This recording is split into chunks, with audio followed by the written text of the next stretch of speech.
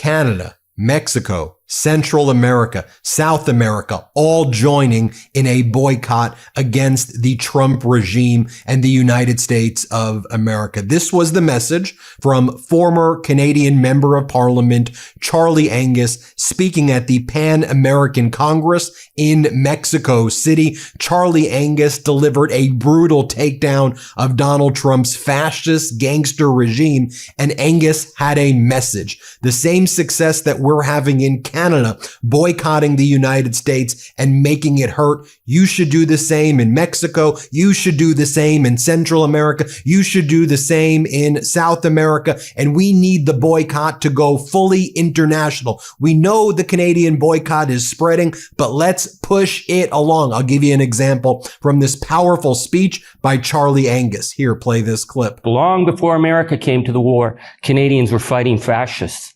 So when you tell us that we don't have a right to a nation, when you kidnap our people off the streets and put them in concentration camps, as they're doing to your people, then we know what we're confronting. We're confronting gangster fascism. Now here's another moment of this powerful speech by Charlie Angus. Let's play it. So I come to you to say that we have this moment of opportunity of our nations to work together because your nations are under threat. Your planet is under threat. Our way of life is under threat. And we cannot build the sustainable, progressive future that we are all working towards if we are under the threat of this kind of totalitarian, authoritarian gangsterism. So our first job in Canada right now is to stop that, but it's also to make sure that they don't exploit this crisis to further the agenda of the planet burners, because sustainability is what we have to fight for. I want you to watch. It's about an 8-minute and 20-second speech or so. Watch the full speech, because this is how international alliances are formed and forged. This is what is taking place across the world right now as they look at the United States as a fascist and totalitarian state run by a dictator, Donald Trump. So they're taking actions on the ground, the grassroots. The people of the world are doing this. By the way, it's why we see not just tourism down from Canada, not just goods not being purchased by Canada, American goods. Export across the world from the United States is sinking. It's like a straight line down because Europeans don't want it, Australians don't want it, Africans don't want it, South Americans, Central America, Mexico, Asia. America's a gangster regime under Donald Trump. Watch this. You are not going to want to miss it. Then let's chat. Let's play it. Gracias. It's a great honor to be with you again, my cousins from the Americas. As I was flying here, I learned that Donald Trump said he was going to inflict intense economic pain on our nation because we recognized Gaza as a state. Okay. What he's saying is that we do not have a right to an independent foreign policy. Mm-hmm. That's the message. The message he gives to Brazil, that you do not have the right to an independent judicial system. This is the age of gangster fascism. And so if we're going to talk about the sustainability of our planet and the sustainability of our economies, we have to talk about it within the issue of the sustainability of democracy. And, Canadians, we're polite people until we're not. And one time, the issue that makes us very not polite is fascists. We fought fascists in the streets of Toronto with baseball bats in 1933.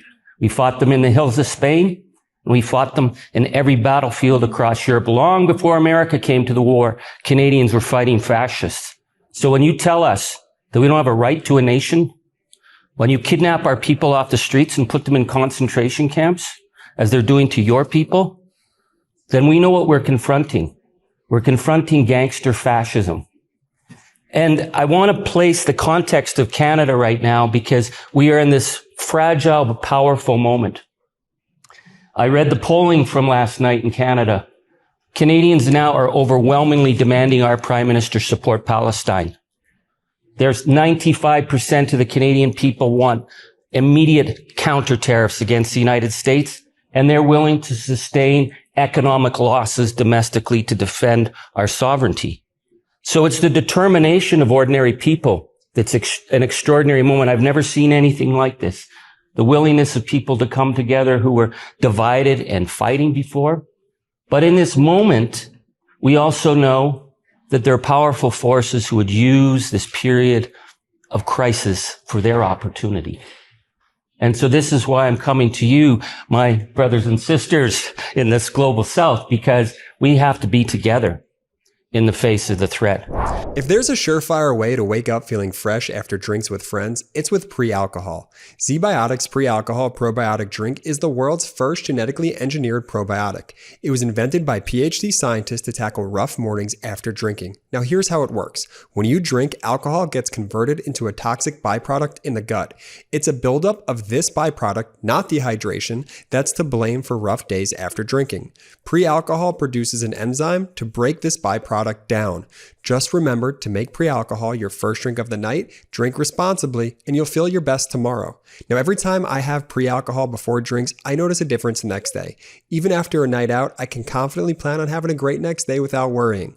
Look, I won't lie, I was definitely a bit on the fence about pre-alcohol initially. But while hanging out with some friends this summer at a bar, I gave it a shot, and believe me, it's the real deal. I drank ZBiotics before my first espresso martini, and you wouldn't believe how on top of my game I felt the very next morning. The final days of summer are here for you to enjoy. Whether you're heading to the beach, camping in the woods, or squeezing in one last vacation road trip, don't forget to bring ZBiotics Pre-Alcohol Probiotic Drink. Drink a pre-alcohol before drinking and enjoy every day of summer to the fullest. Go to zbiotics.com/Meidas to learn more and get 15% off your first order when you use Meidas at checkout. ZBiotics is backed with a 100% money-back guarantee, so if you're unsatisfied for any reason, they'll refund your money, no questions asked. Remember to head to zbiotics.com/Meidas and use the code Meidas at checkout for 15% off. My work in Parliament in the last number of years, I come from mining country. My family were miners. I got to say, I love mining culture. I'm sorry. My town is full of holes. No streetlights. But my town built the glass towers of Toronto. And my town built the companies that are in your communities. And we got nothing left but a little museum to show for it. But in my period in Ottawa, I felt the need to go and work with the energy workers in Alberta because Canada is a petro state. We are a defiant petro state, but we often put a nice face on it. And they've politicized energy in a way that has divided the nation. And so I went out to meet with the energy workers, and I expected that I would get a rough ride. And I didn't get a rough ride because they understood the future as much as everyone else. They understood that the planet's burning. They're no fools. Working class people aren't stupid. But they hated that word just transition. And I hate that word just transition too, because coming from a mining town, I never saw a just transition. What I saw were people being left high and dry as the companies left town. And so in my first meeting with the energy workers, I said a just transition from where I'm from, that's when your neighbor has to leave in the middle of the night because they're too embarrassed to say goodbye. That's a just transition that we know. So we need to talk about a jobs transition and a commitment to jobs. And we worked very, very hard to build a plan to build sustainable energy. And the workers and the support we got was incredible. And then the ideological MAGA governments provincially in the West shut that down. They shut down $33 billion in opportunities, potential for 170,000 jobs because they'd rather burn the planet than offer a way forward. That's what we're dealing with. You talk about disinformation. You know, our right-wing media are thrilled that we're getting rid of our EV mandates for vehicles, even though it would have given such a benefit to our auto sector. The disinformation telling us that they are actually going to break our nation up.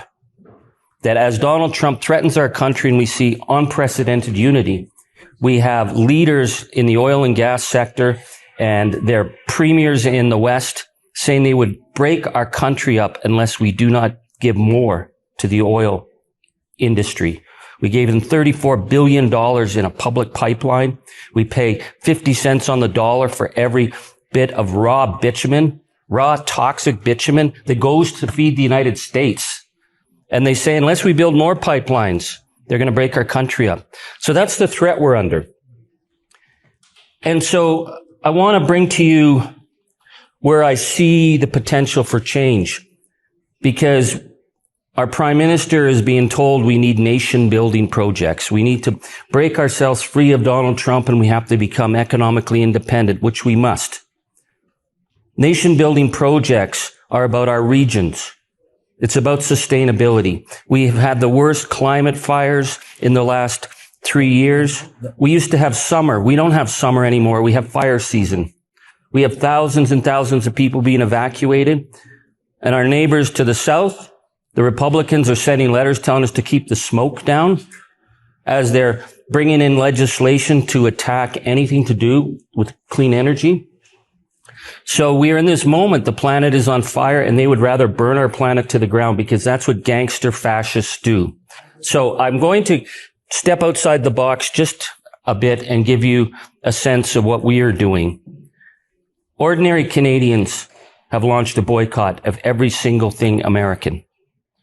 It wasn't organized. It wasn't planned. It doesn't come from our leadership. It comes from ordinary men and women who won't go into a grocery store and buy a single product from the United States. The shelves are empty. And where there are American products, they're turned upside down so you can tell and not buy them. Within 3 months, we started to see produce from Mexico and Peru. So I am here to say we need to build this alliance together where we start to trade and build with each other. We got lots of snow in the winter. It's hard for us to get green foods, but we will buy your foods because no Canadian will buy American. We stopped travel immediately. We are going to cost the United States economy $29 billion this year from people saying, I will not go back to the United States. I will not visit. I will not cross the border. The boycott is a powerful tool to take the fascists on. If everyone was involved in the boycott around the world, CNBC predicts a $90 billion hit to the U.S. economy. They are only going to stop the threats to the rule of law if it hurts. And we have to make it hurt. So I come to you to say that we have this moment of opportunity of our nations to work together because your nations are under threat. Your planet is under threat. Our way of life is under threat. And we cannot build the sustainable, progressive future that we are all working towards if we are under the threat of this kind of totalitarian, authoritarian gangsterism. So our first job in Canada right now is to stop that. But it's also to make sure that they don't exploit this crisis to further the agenda of the planet burners, because sustainability is what we have to fight for, because sustainability is rooted in democracy and it's rooted in the future of all of us together. So I look towards my colleagues here to help us and for us to help you build this democratic, sustainable future. Thank you. Well, powerful words there by Charlie Angus. As I'm sure you know, Charlie and I have been working on the Midas Canada launch. We've been very diligent about that and what that's going to look like. We're in Canada first, then we're in Australia. We're working on Europe. And then, of course, we're going to work our way throughout the rest of the world. But the right-wing fascists, it's an international fascist movement that's taking place, right? Whether it's Putin and Orban, you see it, and Trump, right? And we need to push back against that. We need to unite people in empathy and love and democracy and freedom. That's what we're talking about here. So everybody hit subscribe. Let's get to 6 million subscribers. And thank you all so much for watching. Can't get enough Midas? Check out the Midas Plus Substack for ad-free articles, reports, podcasts, daily recaps from Ron Filipkowski, and more.